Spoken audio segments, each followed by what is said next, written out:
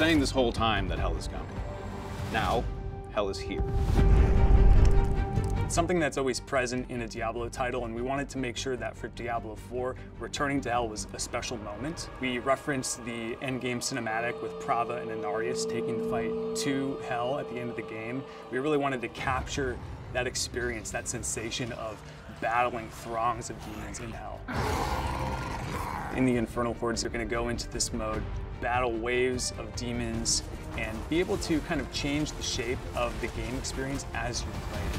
Those of you who have joined us since base game and throughout the seasons will have noticed that we have this phenomenon in the world that's going on called hell tides. Some of you might have noticed that hell tides have been getting a lot worse lately. And now hell is able to pierce the veil that's holding hell back from fully invading Sanctuary and starting to take root in Sanctuary. And we started by asking ourselves some questions. What is the state of Sanctuary right before the Vessel of Hatred happens? How has hell changed now that Mephisto isn't there anymore? What are the demons up to? Where is Mephisto? Does he have anything to do with this? Or is this just hell rising of its own accord as the prophecy proclaimed? And so we thought to ourselves, how can we make things even worse for the people in Sanctuary?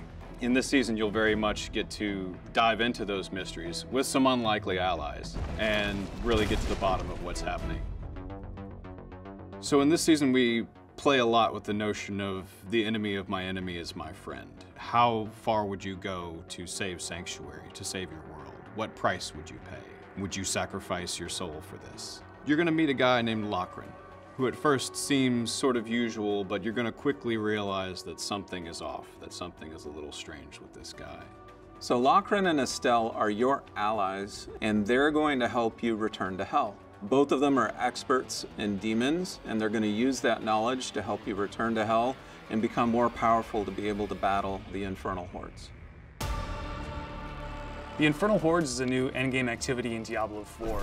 It's primarily a wave-based activity. You're going to be fighting wave after wave of demon forces in hell. So if any of you have ever played wave-based gameplay before, you'll know that things escalate. We've got meteor strikes and all sorts of things that try to keep you on your toes.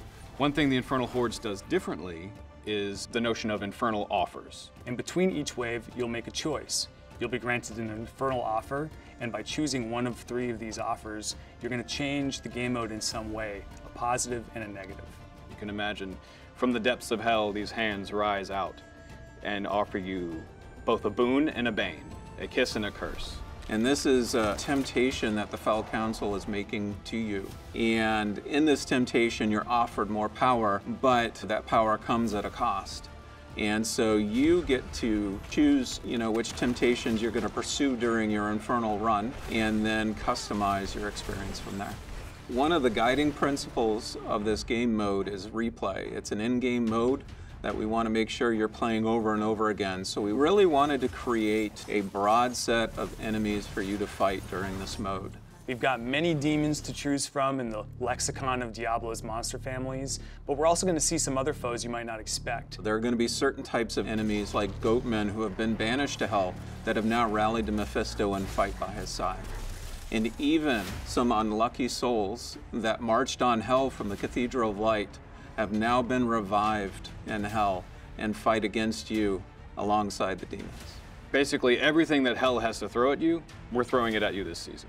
The Infernal Hordes has been built with multiplayer in mind, but multiplayer is not required. We want to make sure that solo players still have a very fun experience in the Infernal Hordes.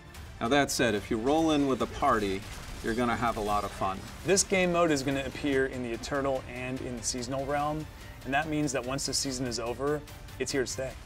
The Infernal Hordes is unlocked at World Tier 3, so really what you need to do to access it is earn your way up to World Tier 3 and then complete an Eternal quest line that takes you back to Hell and then unlocks the Infernal Hordes.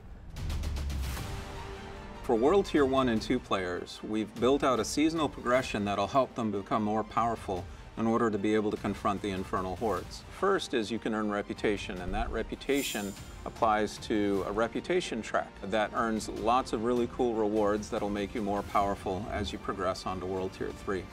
The other thing we've built are micro-dungeons called Hell Breaches that offer a glimpse at the Infernal Hordes mechanics.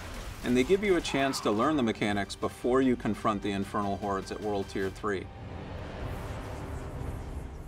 The final boss in this season is the Fell Council. And the Fell Council is some familiar faces that you might recognize from Diablo 2. These were priests of the Zakarum, holy men who were corrupted and basically became vessels of hatred in their own right. The council members in Diablo 2 tried to help contain Mephisto in his soul stone. And of course, Mephisto being Mephisto, slowly but surely corrupted them. And eventually they had soul stones pierced into their hands and became super powerful. But eventually you overcame them and sent them to hell. Through the course of the story, resummoned them. They've been reborn, slightly new powers, but the same animosity toward you.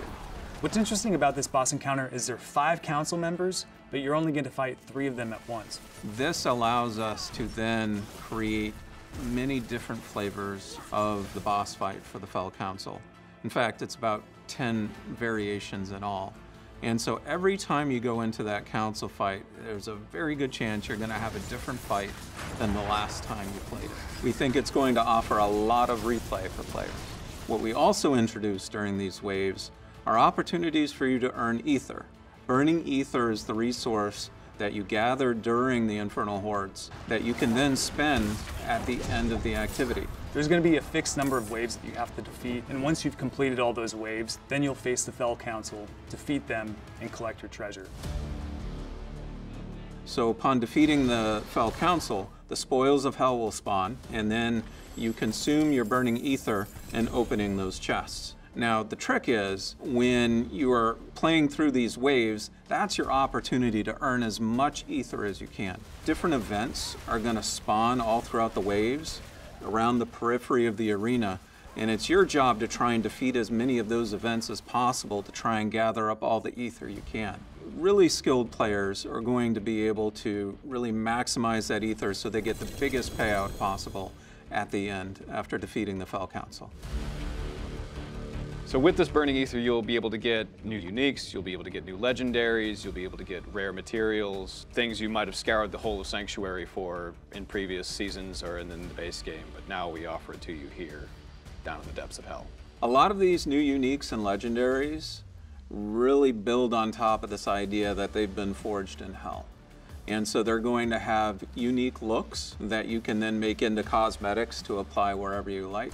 They can also have unique VFX and sound effects to really create the sense that they were forged in hell. One particular one that I enjoy using a lot are boots. Boots, you say? Well, these boots not only have been forged in hell. Whenever you use a power with a cooldown, they shoot out a ring of fire that hits everyone around you. That's just one sample of the types of powers we're exploring. So death in the Infernal Hordes is quite a big deal. You're returning to the realm of hatred where Mephisto was born. Like, this has to be a big deal. In the Infernal Hordes, it's a lot like Nightmare Dungeons. You only get a fixed number of revives in order to be able to get to the end of your run. So at lower difficulties of the Infernal Hordes, you'll get a number of revives shared between your party, but at higher difficulty levels, the game is going to start taking away those revives, and that increases the stakes that you have. If you die too much, you'll be ejected from the mode.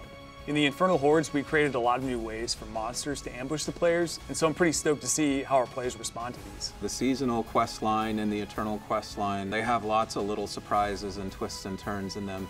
And there's even some surprises we've buried deep within the Infernal Hordes that hopefully players will have a great time with.